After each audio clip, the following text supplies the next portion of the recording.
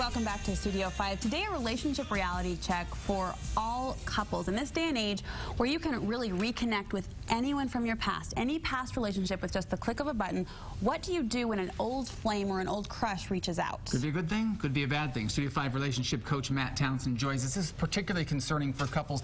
Study we saw last year from the UK says Facebook is a factor in 30% of divorces. That is shocking. Huge. See, but it's not just because they're contacting us. Sometimes it's because your wife's doing Facebook on her iPad in bed. And that's just as bad. So, but you've got to watch out for this. You don't take this lightly. So you're going to see me come off stronger on this than probably anything else that I've ever talked about. Because you got to shut this bad boy down. I call it the tsunami crush. Okay? Because of Facebook, it's this old crush coming that happened years ago, and then waves of this old crush have been going for years, and then it sweeps over your family and destroys your family. The tsunami crush. 4 things to watch out for, okay? You ready? First one, believe that past crushes can have destructive power. Everybody tends to underestimate that. Don't ever underestimate that an old fling or an old crush can't hurt you today. Okay, like it's been 30 years. It's been 40 years. You're still saying that they are happily married for 30, 40 years? Yeah. It's still going to... See, the problem is we minimize it. Like, no, he just went through a divorce, and I saw him at the reunion, and he just needs someone to talk to. Can I not talk to an old friend? And then we try to minimize it by saying it's a friend. It's not a friend. It's an old fling. And we'll get into it. But that old fling possessed chemistry. And that chemistry still exists in your thoughts and in your feelings. And it's going to come back. So the flat-out rule is you've got to know an event that happens in Japan can create devastation on another island, even if it's 5 hours later. There is devastation in that gap. So over time, these things grow energy, they grow power, and it can destroy. So you got to get that in your head. Number 2, don't be deceived by the delay. Don't be deceived by the delay. Oh, sorry, I guess let's prepare and prevent, then we'll do the delay. We've got to prepare and prevent. So if you know a tsunami's coming, or you live on a coastal plain or whatever, and you know you're going to get in trouble, you know there's a chance, wouldn't you need to prepare and make a plan so that you have a plan to not be inundated by the tsunami? So you and your partner need to sit down and make very real rules about what's tolerated and what's not with past flings. I personally, my rule is if you've ever kissed them, wanted to kiss them, or dated them seriously, you know what? Any physical activity, if you've ever had it, they're not on Facebook with you. They are not your friend on Facebook. They are, you are shunning them. Well, Shun. I feel shunned. You're officially shunned. You can't mess with it.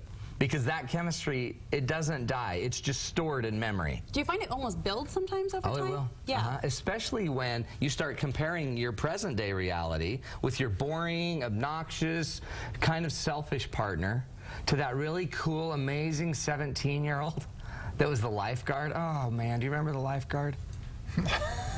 Anyway, you can't compare because, you know, now your husband has a gut and he never helps around the house, but that guy would have helped around the house 20 years ago.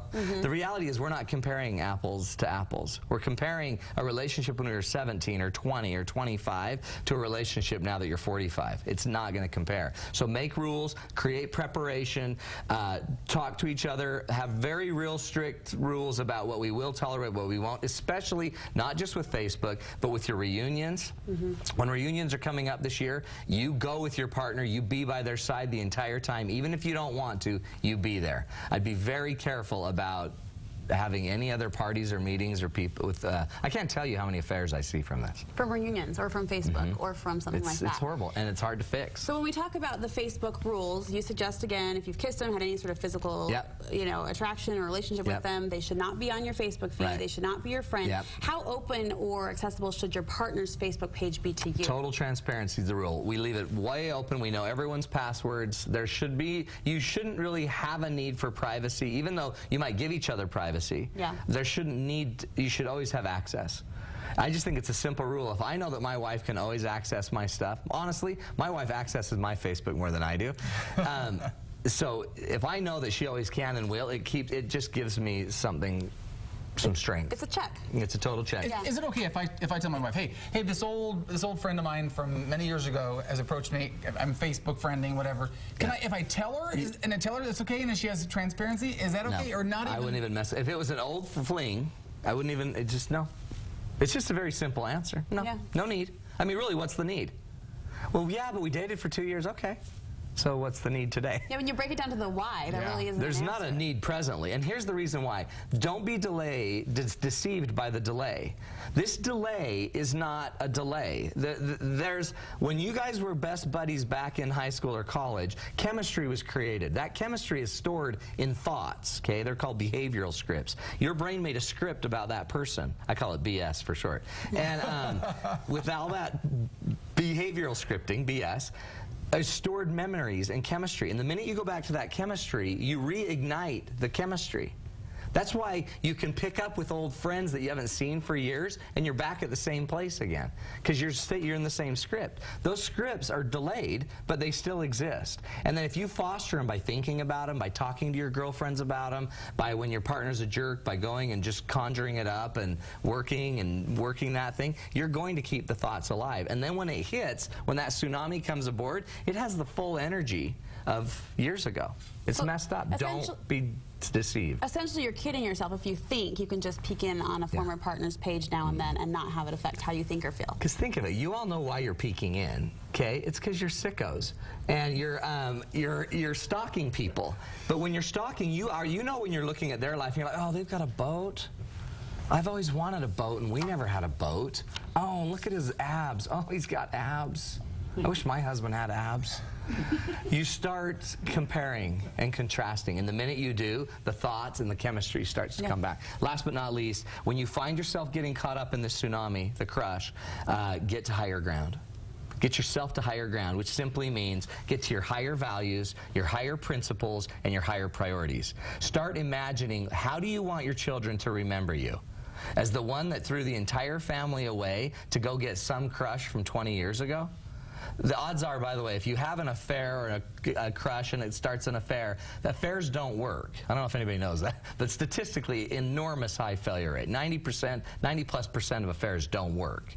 It's not going to create a long-lasting relationship. It's a tsunami. It feels like it's fun to ride for a while, but eventually it crashes down, takes everything out that's important. So you've got to get to higher ground, your higher principles, your higher values, focus on your family, focus on your faith, focus on your closest friends, and get them around you in a way that you're protected.